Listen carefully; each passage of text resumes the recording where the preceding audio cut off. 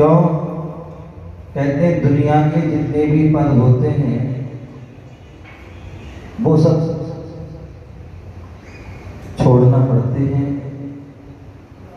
या फिर छुड़ा लिए जाते हैं। कल दोपहर में हमारे मास्टर जी बैठे हुए थे और वो बता रहे थे कि जो है 25 साल लगभग जो है वह कमेटी में मंदिर के लिए उन्होंने अपने दी सेवा दी और उसके बाद सुता ही उसको जो है सभी ने उसको त्याग पत्र दे दिया कि भैया अब मैंने बहुत सेवा कर ली है, हम बुजुर्ग हो गए हैं, तो इसलिए जो है युवाओं को जो है आप संभालिए कमान। क्योंकि भरत चक्रवर्ती के सपने में, चंद्रगुप्त के सपनों में 2 युवा बैल धर्म के रथ को खींचते उन्होंने देखा। तो वहाँ उन्होंने बताया उस सपने का अर्थ कि आगे भविष्य में युवा लोग जो है धर्म को आगे बढ़ाएंगे। युवा अवस्था में साधु अवस्था को धारण करेंगे, युवा जो है धर्म की बागडोर को आगे बढ़ाएंगे और वही उस परंपरा को इन्होंने आगे बढ़ाया है। तो कहने का तात्पर्य जो है पद जो है क्या करना पड़ते हैं, छोड़ना पड़ते हैं या छुड़ा लिए जाते हैं। आजकल कई जगह ऐसे भी स्थान हैं जहाँ पर लड़ाई झगड़े हो रहे हैं, कोर्ट कचहरियाँ भी हो रही है पद के लिए। ध्यान रखिए, यदि आपको पद प्राप्त करना है, पद को प्राप्त करना है तो ऐसे पहली बात तो पद को ग्रहण नहीं करना चाहिए। क्यों? पद को प्राप्त करते ही व्यक्ति को मद आ जाता है, अहंकार आ जाता है, अभिमान आ जाता है और वह धर्मकार आदि को भूल जाता है। दूसरे पद को प्राप्त होने के बाद व्यक्ति जो है पद छोड़ना पड़ता है और जब पद छोड़ना पड़ता है या छूटता है तो फिर वो भूत बन जाते हैं। क्या बन जाते हैं? भूत बन जाते हैं। बोले जीते जी भूत बन जाते हैं और मरने के बाद भी भूत बन जाते हैं यदि अच्छे काम ना करें तो। जीने मतलब जो पद छोड़ने के बाद जीते जी भूत कैसे बन जाते हैं? जैसे भूतपूर्व मंत्री, भूतपूर्व अध्यक्ष, भूतपूर्व प्रधानमंत्री, भूतपूर्व राष्ट्रपति आदि आदि एक भूत। और कुछ ऐसे भी लोग होते जो पद पर प्राप्त होकर के काम नहीं करते हैं तो आगे जो है वो मरने के बाद भूत बन जाते हैं क्योंकि तुमने काम नहीं किया है। तो कहते हैं ना हमें जो है पहले भूत बनना है ना बाद में भूत बनना है। यदि हमें बनना है तो अभूतपूर्व बनना है। क्या बनना है? अभूतपूर्व बनना है। हमारे जो पंच परमेष्टि होते हैं, अनंत भगवान होते हैं, सिद्ध भगवान होते हैं, साधु परमेष्टि होते हैं, ये क्या अभूतपूर्व होते हैं क्योंकि इनको पद छोड़ना नहीं पड़ता है। साधु का पद कभी छूटता नहीं है, जब तक जीते हैं तब भी रहते और जीने जब मृत्यु को समाधि को प्राप्त करते भी तभी वे साधु परमेष्टि के रूप में ही जाते हैं। सिद्ध भगवान जो सिद्ध पद है जो एक बार प्राप्त हो जाता है वह पद भी कभी छूटता नहीं है। अनंत सिद्ध परमेष्टि जो अनंत काल तक रहते हैं तो ऐसे वो सिद्ध पद सिद्ध परमेष्टि के पद की प्राप्ति हमें करना ही हमारा लक्ष्य है। और इसी भांति के लिए हम भगवान का यहाँ पर भक्ति कर रहे हैं और हम यहाँ पर कर्माष्टक विनिर्मुक्तम मोक्ष लक्ष्मी निकेतनम सम्यक वादो गुणोपेतम सिद्ध चक्रम नमाम्यहम। आचार्य पूज्यपाद स्वामी एक महान आचार्य हुए और उन्होंने जो है अनेक अनेक ग्रंथों को लिखा। अभी विभंजन सागर जी महाराज बात कर रहे थे कि हम जो भी धर्म की क्रिया करते हैं या लौकिक क्रिया भी करते हैं, वो सारी क्रिया कैसे करना चाहिए? द्रव्य से और भावों से। और यही बात हमारे यहाँ कही गई है, नमो त्रियोग समारके। तीनों योगों को संभालना है, मन को भी ध्यान रखिए। आप मैं प्रवचन क्या कह रहा हूं, सुनो ध्यान से। तीनों योग को संभालना है। प्रवचन सुन रहे हैं ना, केवल प्रवचन ही सुनिए, मन भी लगाइए, वचन भी लगाइए और काय भी। मन से सुनना है, वचन जब आपको कहा जाए बोलो तब बोलना है, अन्यथा मौन रहना है। और तीसरे काय, ध्यान से अपने एकाग्रचित्त होकर के सुनना है, टिक करके भी सुनना है, अन्यथा आपको नींद आ जाएगी। ठीक है ना? तो इसलिए काय, अपने शरीर को भी सतर्क रहना है। तो आचार्य पूज्य पाद स्वामी मन वचन काय ये कब लगते हैं मालूम है? उसकी शुद्धि होना भी आवश्यक है, तभी आपका मन वचन काय लगेगा। अब मन शुद्ध कैसे हो, वचन शुद्ध कैसे हो, काय शुद्ध कैसे हो? तो उसके लिए आचार्य पूज्य पाद स्वामी ने मन शुद्ध कैसे हो उसके लिए उन्होंने बहुत सुंदर जो है ग्रंथ लिखा। कल बात गुरु भक्ति चल रही थी शाम को, और किसी बहन ने जो प्रश्न पूछा था कि महाराज जी ध्यान कैसे हमारा लगे, कैसे एकाग्र हो।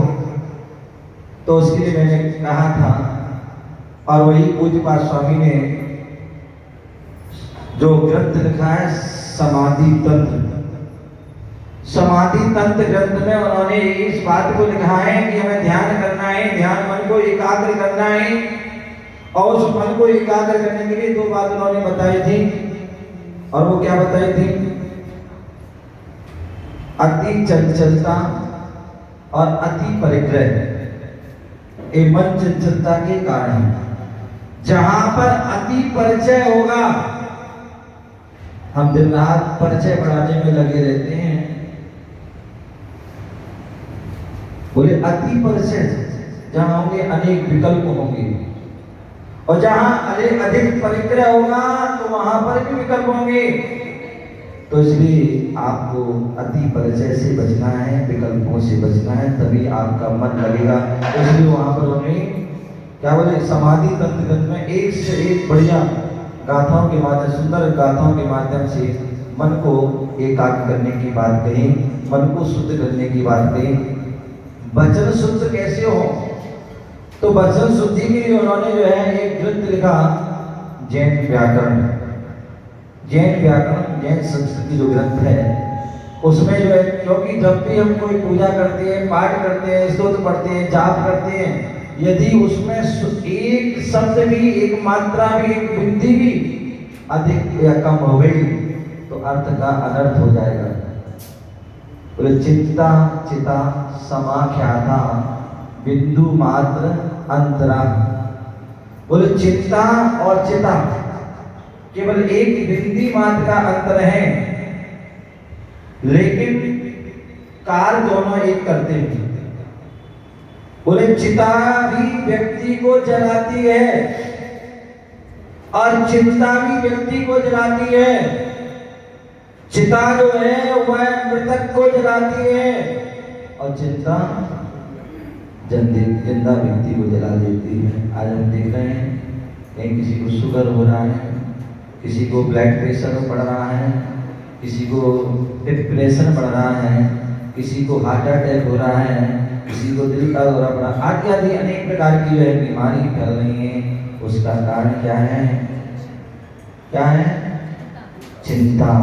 तो इसलिए एक एक शब्द में अंतर हो जाता है। तो इसलिए हमें उस शब्दों की शुद्धि के लिए जैन व्याकरण आचार्य भगवान ने दिया, उसके माध्यम से हम वचन शुद्धि। आपने पढ़ा होगा शुद्ध पंचमी की जो कथा में कि जहाँ धरसेन महाराज ने पुष्पदंत भूतबली को मंत्र दिए थे परीक्षा के लिए, और जब वह उन्होंने पर योग्य थे, उन्होंने जब जो है वह सिद्धि की तो अटपटी सिद्धि हुई, किसी के अंगहीन किसी के अंग अधिक। तो उन्होंने जाना अपने ज्ञान से कि ये तो गलत है, इसमें कुछ ना कुछ त्रुटि है, तभी ऐसी, क्योंकि देव तो सर्वांग सुंदर होते हैं। जब उन्होंने मंत्र पढ़ा, समझा, उसको जो है देखा, तो देखा कि उसमें एक में एक शब्द अधिक है और एक में एक कम है, जिसके कारण वह प्रत्याश सही सिद्धि द्वारा उन्होंने अपने ज्ञान से उसको सही किया और द्वारा सिद्धि किया, शुद्ध सिद्धि होगी। तो एक शब्द अधिक आदि पढ़ने में जो है क्या हो जाता है, वह ऐसा फर्क आ जाता है।